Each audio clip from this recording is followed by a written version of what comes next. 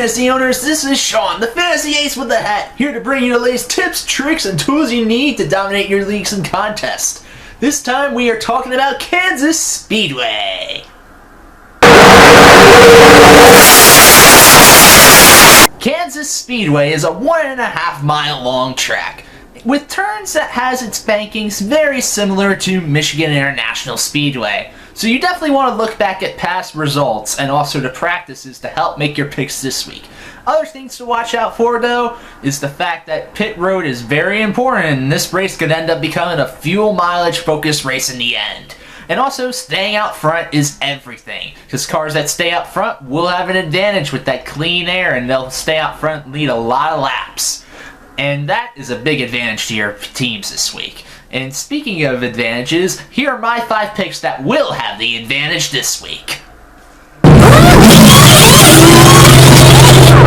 You know the saying that every dog has its day?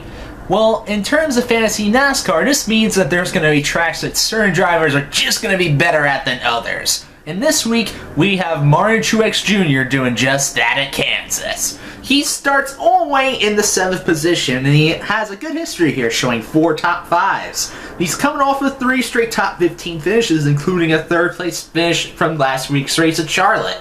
Momentum is everything in the chase right now, and I think that's going to translate to good results for Martin. He's going to be a good pick. Use him this week. Remember what I said about staying up front is everything?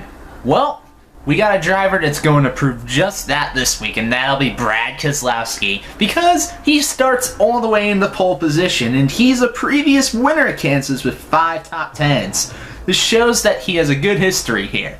And he also was the fastest car in the first 2 practice sessions, and in the last practice session, he was also very good too. Look for him to do really well. He's going to be a great pick this week. Remember this, fantasy owners, one of the keys to having a real well-balanced NASCAR team is to have at least one under-the-radar driver that's going to end up doing real well for your team. This week, Jamie McMurray will fulfill that role, and that's because he starts in the 28th position, which gives him good potential for finish upside. He's also coming off of 3 straight top 15 finishes, and he has an average finish of 19.9 at Kansas, which showcases the fact that he's at a nice overall value. So definitely use him this week.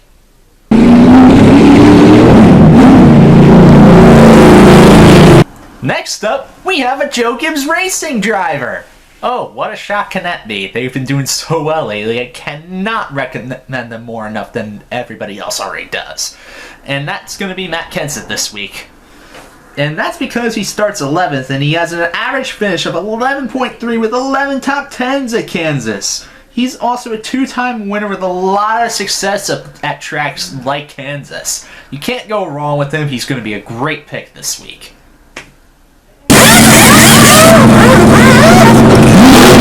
Finally, we have the low value pick of the week. And it's not going to be Ryan Blaney because I feel he starts way too high up in the field in order to really justify his value and positioning.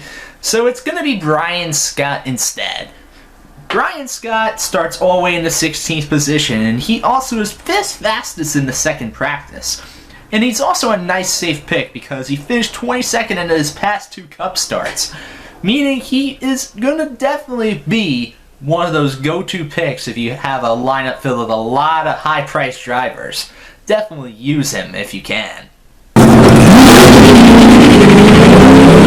Well, that has been the weekly DFS NASCAR report starring me, Sean, the fantasy ace with the hat. And, well, I thank you all for watching this. And if you want to talk more NASCAR with me, be sure to follow me on Twitter at SeanMan247. So, good luck everybody, and hope you do well.